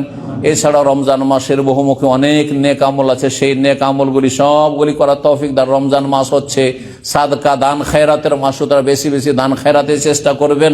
যারা যত কাছের মানুষ আর যত নেক মানুষ তারা বেশি হক রাখে, যত বেশি নিডি, যত বেশি অভাবী তারা বেশি হক রাখে। আল্লাহ সব লক্ষ্য রেখে আমাদেরকে দান সাদকা বেশি বেশি করার জন্য তৌফিক দান করেন। ওয়া জাযাকুমুল্লাহু খাইরান ওয়া সাল্লাল্লাহু সাল্লাম নবিয়ানা মুহাম্মদ ওয়া আলা আলিহি ওয়া সাহবিহি আজমাইন।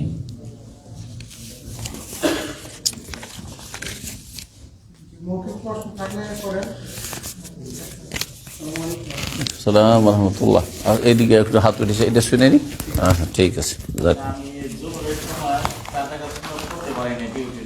জি জি জি, গুরুত্বপূর্ণ একটি প্রশ্ন, শুনে রাখেন এর উত্তর।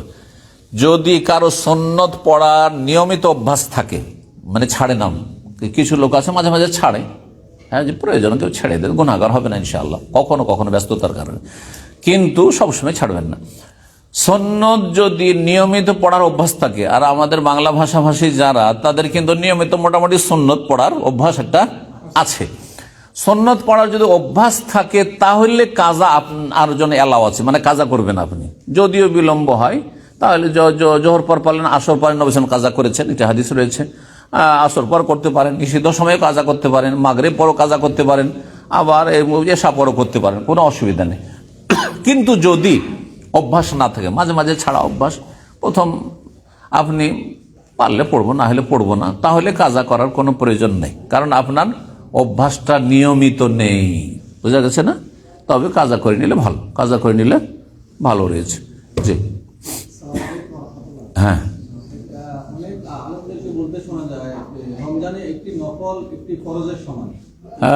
জি জি জি, এই হাদিসটি ইবনে খুজাইমার, এই হাদিস আমরা ছাত্র জীবনে যখন ওয়াজের ট্রেনিং করতাম, বক্তব্য ট্রেনিং করা হয়তো মাদ্রাসায়, তো মান তাকাররাবা ফিহি বিখাসলাতিন মিনাল খায়র, রমজান মাসে কোন একটি খায়রের কাজ, ভালো কাজ যদি একটি কাজ করেন, ফাকান্নামা আদ্দা ফরিজা, তাহলে একটা ফরজের সমান সওয়াব পাবে।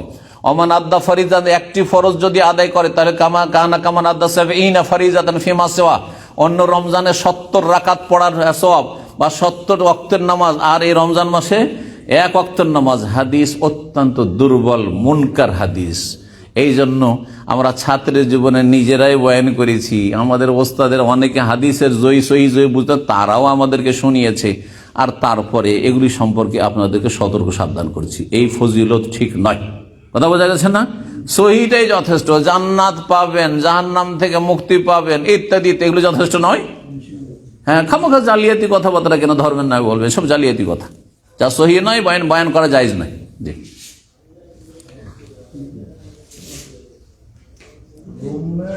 যদি হিন্দু হয় উনি যদি মূর্তি পূজা করেন রুমে, ওই রুমে কি থাকতে পারবে? হ্যাঁ, প্রশ্ন গুরুত্বপূর্ণ। রুমমেট অমুসলিম, ধরেন হিন্দু, মূর্তি পূজা করে ওই রুমের ভিতরে, তাহলে সেই রুমে থাকা যাবে কি না? এর দুটো অবস্থা আছে। একটা হচ্ছে রুম যদি আপনার ভাড়া দেওয়া স্বাধীন রুম হয়, যে আপনি ভাড়া দিয়ে তাতে শেয়ার করছেন, তাহলে এইরকম রুমে থাকা জায়েজ নয়। ভালো করছেন। এমনকি বেনামাজির সাথে থাকা জায়েজ নয়, মূর্তি পূজকের সাথে থাকা জায়েজ নয়, মাজার পূজারীর সাথে থাকা জায়েজ নয়। কারণ তার সাথে থাকতে সে আগুন, হ্যাঁ, আপনার আগুন লেগে যেতে পারে, মানে আপনার ইমান হারিয়ে দিতে পারে। বোঝা গেছে? হ্যাঁ, কুফরির ক্ষেত্রে, শিরকের ক্ষেত্রে যে অন্তরে একটা ঘৃণা রয়েছে, বাড়া রয়েছে, সেটা আপনার কমে আসবে, শিথিলপন্থী হয়ে যাবেন, বিভ্রান্ত হয়ে যাবেন। সুতরাং আগুনের পাশে যেমন বসবাস করবেন না, তেমনি পাপিষ্টদের রুমে বসবাস করবেন। যদি আপনার ভাড়া দেওয়া পেমেন্ট করা রুম হয়, তাহলে অন্য জায়গায় রুম নেন, ভালো মানুষ খুঁজেন আপনি, আর তারপরে ভালো মানুষ খুঁজলে আল্লাহ ব্যবস্থা করে দেবেন। কিন্তু কোম্পানির রুম যদি হয়, গরিব মানুষ, অল্প কয়টা টাকা বেতন পান, আর কোম্পানির বাধ্য, কোম্পানির ক্যাম্প আছে, কোম্পানির রুম দেওয়া আছে, বিল্লা দেওয়া, সেখানেই থাকতে হবে, তাহলে নিরুপায়। তাহলে যারা ফোরম্যান আছে, সুপারভাইজার বা দায়িত্বশীল আছে, ক্যাম্প বস আছে, তাদেরকে বলে যদি রুম চেঞ্জ করে নিতে পারেন, রিকোয়েস্ট করে যে আমাকে একটু ভালো, যে রুমে নামাজি লোক থাকে, একটু ধার্মিক থাকে, আমি চাই না যে এখানে গান বাজনা অথবা এখানে শিরক কুফরি হচ্ছে, মূর্তি পূজা হচ্ছে, অথবা বেনামাজি একবার নামাজ পড়তে উঠে না, তাদেরও ডিস্টার্ব মনে করছে, তারা কষ্ট ফিল করছে, অথবা আমাকে কষ্ট দিচ্ছে, আমাকে একটু সরিয়ে দেন, রিকোয়েস্ট করে পারেন, তাহলে চেষ্টা করবেন। হ্যাঁ, কখনো খারাপ লোকের সাথে, পাপীদের সাথে বসবাস আপনি স্বেচ্ছায় করবেন না। ফালা তাকুদ বাদা যিকরা মাল কওমিজ জালিমিন। আল্লাহ কোরআনে ইরশাদ করছেন যে উপদেশ আসার পরে, কোরআনের জ্ঞান রয়েছে তোমার কাছে, ইসলামের জ্ঞান আছে, ইসলাম আল্লাহ দিয়েছেন তোমাকে, তারপরে তুমি জালেমের সাথে কখনো উঠা বসা করবে না, বসবাস করবে না। জি, জায়েজ নয়। এই জন্য একটা লোক যখন সিগারেট ধূমপান করছে, সেই মজলিসে বসে থাকবে না, আপনার ইমানের দাবি সেখান থেকে কেটে পড়ে, উঠে যান, আর তারপরে ধূমপান করা হবে, তখন এসে ঢুকেন। একটা লোক মদ খাচ্ছে, তুমি মদ খাচ্ছ, তোমার সাথে আমার একটু কথা আছে, সেজন্য বসে আছে, না বসে থাকা জায়েজ নয়। আপনি উঠে যান, আর তারপরে তখন ওইখানে আসেন। বোঝা গেছে? আপনার গরজ পুরা করেন যখন সে পাপ মুক্ত হয়েছে তখন। কিন্তু পাপীর সাথে বসে থাকা, বসবাস করা জায়েজ নয়। এটা শরীয়তের স্বীকৃত মাসালা। জি, মা বাবার খরচ দেওয়ার পর যদি আমি দান সাদাকা করি, তাহলে মা বাবা কষ্ট পায়, মানে যদি বলে যে মা বাবাকে খরচ খরচা দিয়ে দিচ্ছেন, তারপরে দান সাদকা করলে কষ্ট পায়, কারণ মা বাবা অজ্ঞ, আর তাদের অজ্ঞতার কারণে কৃপণতা আছে। সুতরাং এই ক্ষেত্রে হেকমা হচ্ছে, আপনার ইনকাম বাবা মাকে জানাবার কোনো প্রয়োজন নেই, আপনার ইবাদত বন্দেগী জানাবার কোনো প্রয়োজন নেই। আপনি কেন জানাইতে যাবেন আমি খুব দান সাদকা করি, অমুককে দিলাম, তাদের মাধ্যমে দিবেন না। বুঝা গেছে? আত্মীয় স্বজন লুকিয়ে দেবেন আপনি। আত্মীয় স্বজনকে দিলে বাপের মাধ্যমে দিতে হবে, বকিলের মাধ্যমে না, না না দেবেন না, ও খেয়ে দিবে, দেবেন না, হয়তো নয় চয় করে দিবেন। হ্যাঁ, ইমান দুর্বল, কখনো জানাবেন না। আপনার টাকা আপনি ইনকাম করছেন, আপনি মালিক, বাপ মা আপনার টাকা পয়সার মালিক না, তবে খাওয়া দাওয়ার জন্য আর যেগুলো বুনিয়াদি চাহিদা, মানে মানুষের খাওয়া দাওয়া, বস্ত্র, থাকার জায়গা, এগুলি বাবা মাকে দেওয়া ফরজ। আর এর বেশি আপনার টাকা ইনকাম জানাইতে হবে, আর পুরো টাকা আমার অ্যাকাউন্টে, বাবার অ্যাকাউন্টে পাঠাইতে হবে, মা বাবাকে দিবে, তারপরে তারা জমি জায়গা করবে নিজের নামে, আর তারও সবাইকে ভাগ করে দিবে। এগুলি হারাম। এই পারিবারিক কাঠামোটা এখন অনইসলামিক কাঠামো, এটা জায়েজ নয়, মোটেই জায়েজ নয়, এটা জুলম। আপনার স্ত্রীর উপর জুলুম করছেন, আপনি ছেলেমেয়ের উপর জুলুম করছেন, অত্যাচার করছেন। আপনি একজনকে বেশি করে দিয়ে আর একজনের হক মারছেন। আপনি কত স্ত্রীকে আপনি বঞ্চিত করছেন। হঠাৎ করে আপনি মারা গেলেন, তারপরে আপনার ছেলেমেয়েরা মজলুম মিরাজ হয়ে গেল, কিছুই পেল না, আর জুলুম আপনি করেছেন। আপনার বাবা জালেম, আর আপনিও জালেম। তাতে কেন জুলুমের শরিক হয়েছেন? আপনি অতটাই দিবেন যতটা দিলে সংসার চলে যায়। সংসার চলে যাচ্ছে, হ্যাঁ, চিকিৎসার জন্য বড় অঙ্ক, তখন বড় অঙ্ক দেওয়ার চেষ্টা করবেন। জি, কিন্তু এই নয় যে যখন তখন আপনাকে সব টাকা দিয়ে দিতে হবে, এটা ইসলাম বলে না, বরং হারাম কাজ এটি। জি, সব টাকা দিয়ে আপনি অবিচার করছেন আপনার স্ত্রী ছেলে মেয়েদের সাথে। জি, ভবিষ্যৎ খারাপ করছেন আপনি। বারাকাল্লাহ ফিক।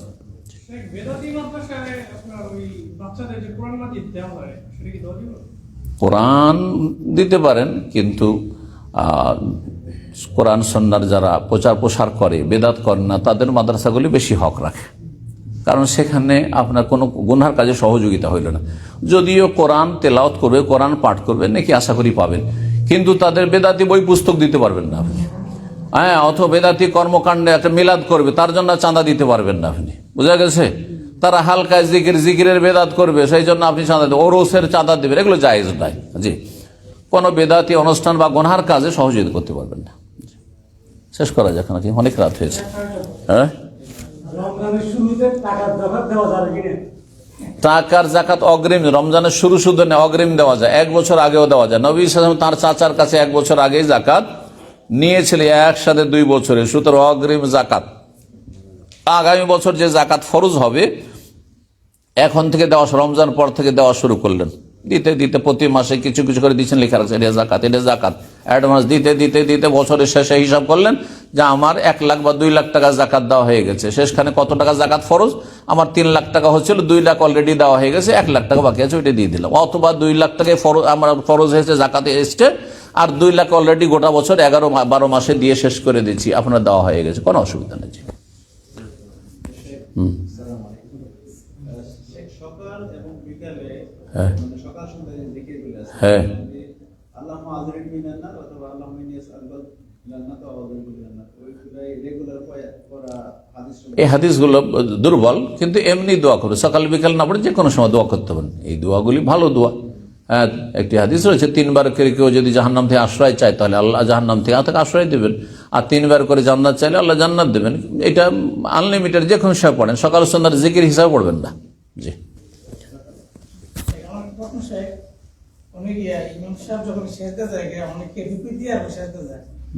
রুকু দিয়ে কেন সিজদা যাবে, মানে ওই পরে এসে লেগেছে দিয়ে রুকুটা করে নিলে দিয়ে সেজদা না, হবে না। যখন কোনো একটা অঙ্গে চলে গেছে, মানে নামাজের কোনো একটা অঙ্গে, মানে সেজদার অঙ্গে চলে গেছে, তখন সেখানে আল্লাহু আকবার তাকবীর, তাহলে সরাসরি ওখানে যেতে হবে। হ্যাঁ, জি, ওয়ালিয়াফআল কামা ইয়াফআলুল ইমাম আও কামা কান, নবী সাল্লাল্লাহু আলাইহি ওয়াসাল্লাম হাদিসে রয়েছে ইমাম যেমন করছে তেমনই তোমাকে করতে হবে। সুতরাং আগের গুলো কাজা করে নিয়ে তাড়াতাড়ি করে রুকুটা করে নিয়ে 1 রাকাত গণ্য করে, এই গণ্য হবে না, বাতিল এই রাকাত, জাহেলরা করে। হ্যাঁ, যত চুলকাবে, যত নড়াচড়া হবে, তত নেকি কমবে। আর যদি এত বেশি নড়াচড়া করে আর চুলকাচুলকি করে যে দেখে ও নামাজে আছে না বাইরে আছে বোঝা যাচ্ছে না, তাহলে নামাজ বাতিল হবে। মানে হারকাত যদি কাসিরা, অনেক বেশি নড়াচড়া হয়ে যায় যেটাতে মনে হচ্ছে যে নামাজই পড়ে না যেন, তাহলে নামাজ বাতিল হবে। নামাজ অবস্থায় ধরেন এদিকে চলে গেল, মোবাইল বেজে উঠেছে, ওইখানে মোবাইল নিতে চলে গেল, বা এইখানে চলে গেল, কথা বুঝতে পারছেন, অথবা এদিকে তাকালো, তার নামাজ বাতিল হয়ে যাবে। কিন্তু সামান্য একটু নড়াচড়া, যত নড়াচড়া করবে তত নেকি কমতে কমতে মাইনাস হবে আর কি, বুঝা গেছে? জি, হ্যাঁ,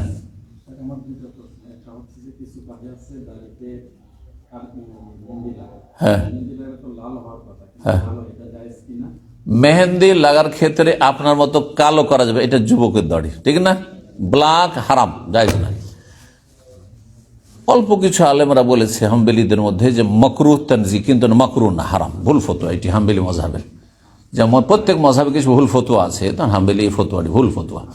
তো শোনেন, তবে 2 রকম রং করতে পারেন। আবু বকর সিদ্দিক রাদিয়াল্লাহু তাআলা ব্রাউন করতেন, আর ওমর রাদিয়াল্লাহু তাআলা লাল করতেন। শুধু মেহেদি যেটাতে লাল হয়, লাল পাটি কেউ আছে কিনা এখানে? কেউ নাই না? আচ্ছা, যেমন বাংলাদেশে সাধারণত কি করছে, একদম লাল এইটা। আর একটা হচ্ছে ব্রাউন, মানে লাল কালোর সংমিশ্রণে যেটা হয়ে থাকে, আর যেন কালো না লাগে, আপনি দেখলে যাতে বোঝেন যে না ব্রাউন। ব্রাউন যেমন ইউরোপিয়ান চুল আছে সাদাদের, হ্যাঁ, শ্বেতাঙ্গদের চুল ব্রাউন, ঠিক ওই রকম ব্রাউন এইটা জায়েজ। আবু বকর সিদ্দিক, সহিহ বুখারীতে হাদিস রয়েছে যে তিনি হেন্না আর কাতামের, হেন্নাতে লাল হয়ে যাবে মেহেদি, আর কাতামে কালো হবে। শুধু কাতাম লাগালে একেবারে ব্ল্যাক হয়ে যাবে, আর শুধু হেন্না লাগালে লাল হবে। দুটোকে মিক্সচার করে করতেন, যেটা অনুমতি আছে এবং যেটি সুন্নাহ জায়েজ, এই দুটো রাখতে পারেন। জি, হ্যাঁ, জি, জি। যদি ক্ষতির সম্ভাবনা থাকে তো রোজা কাজা করবে, কিন্তু সে স্থায়ী রোগীর মতো না, অস্থায়ী রোগীর মতো, সুতরাং তাকে কাজা করতে, ফিদিয়া চলবে না। অর্থাৎ মিসকিনের খাবার দিয়ে মুক্তি লাভ করতে পারে, কাজা করবে, 11 মাসের মধ্যে কাজা করবে, বোঝা গেছে? জি, হ্যাঁ।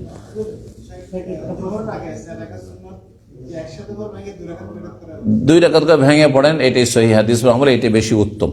হ্যাঁ, একটা হাদিস রয়েছে 4 রাকাতের শুধু, কিন্তু হাদিসটা কেউ কেউ দুর্বল বলেছেন, যার ফলে কেউ যদি পড়ে নেয় 4 তো হয়ে যাবে, কিন্তু 2 সালাতুল লাইলি ওয়ান নাহারি মাসনা মাসনা, নবী সাল্লাল্লাহু আলাইহি ওয়াসাল্লাম প্রসিদ্ধ রাত দিনের নামাজগুলি 2 করে পড়ে সালাম ফিরো, এটা বেশি ভালো। জি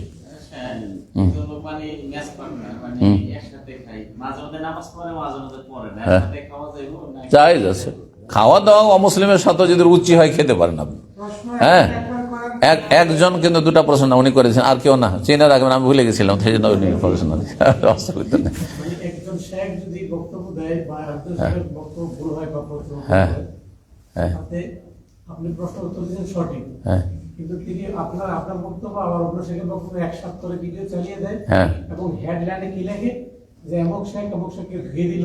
হ্যাঁ, এরা মূর্খ, এরা হচ্ছে ইউটিউবার, ডলার ইনকামকারী, এদের রুজি হারাম।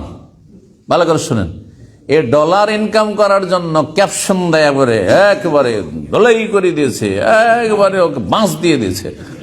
আমরা কখনো বাঁশ ফাঁস দিই না, আর ধলাইও করি না কাউকে, হক কথা বলি, কাউকে কষ্ট দেয় আমাদের উদ্দেশ্য নাই। কিন্তু যেহেতু খোলা স্টেজে সোশ্যাল মিডিয়াতে ভুল ফতোয়া চলে এসছে, সুতরাং তার খণ্ডনটাও খোলা স্টেজে হইতে হবে, ইউটিউবে হইতে হবে। বোঝা গেছে?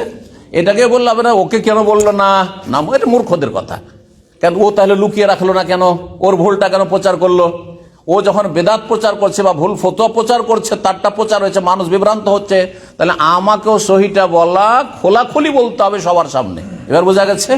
কিন্তু পার্সোনাল লাইফ সম্পর্কে ভুল ধরার ক্ষেত্রে না, সোশ্যাল মিডিয়া না।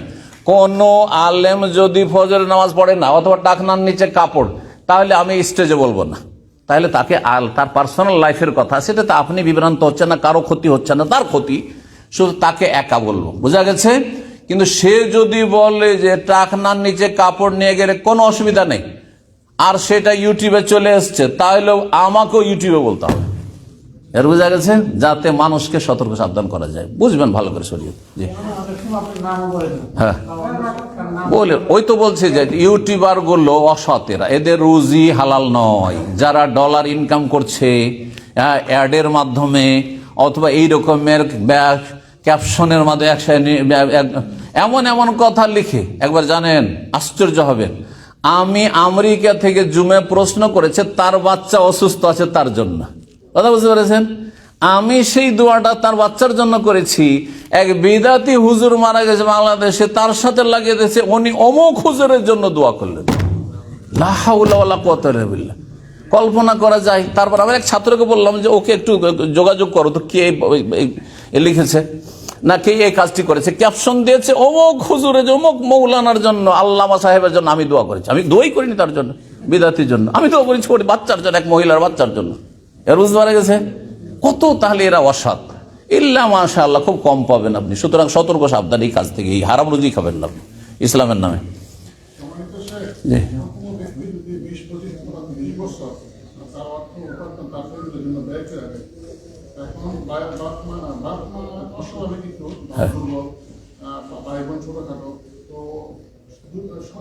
যে দান করে দিচ্ছে বা খরচ করছে, এটা আল্লাহর জন্য খরচ করছে। জি এটা নাকি খাবার দাবার নরমালি, কিন্তু দেখা যায় ওই পরিবারই ভাই ব্রাদার তার বড় ভাইয়ের টাকা পয়সা নষ্ট করে লাগছে, বিদেশে বা ব্যবসা বাণিজ্য করে যায়। এখন প্রশ্ন কি আপনারা বলেন? যে এখন নিয়ত লেগে আল্লাহর জন্য খরচ করা হয়েছে, কিন্তু তার যথেষ্ট পরিমাণ খরচ করতে পাওয়ার পরও বা অত সম্পদ নষ্ট করে। তো এখন কি এটা বলা যায় যে ঠিক আছে তুমি যেহেতু বিক্রি করতে চাও, ঠিক আছে আমি যে লক্ষ লক্ষ টাকা দিচ্ছি হিসাব দিয়ে যদি থাকে তারপর কি করছে না, তাহলে না, এভাবে বলবেন, হিসাব চাইবেন না। আপনি বলবেন যে আমি যত টাকা দিয়েছি সংসারে অতিরিক্ত, আপনার খাওয়া খরচ, বাপ মা বা আপনার মায়ের খাওয়া খরচ ছাড়া অতিরিক্ত যে টাকাটা দিয়েছি সেই পরিমাণ আমাকে জমিয়ে দিয়ে দেন। এবার বুঝতে পেরেছেন? এটা চাইতে পারেন, কারণ এটা আপনার ন্যায্য অধিকার, ন্যায্য অধিকার। কিন্তু ওনাদের খাওয়া দাওয়া যেটা দিয়েছেন সব হিসাব করে দিয়ে দাও, এটা বলা যায় না, কারণ আপনার উপর হক আছে তাদের যে আপনার খাবে টাকা পয়সা, বুঝছেন না?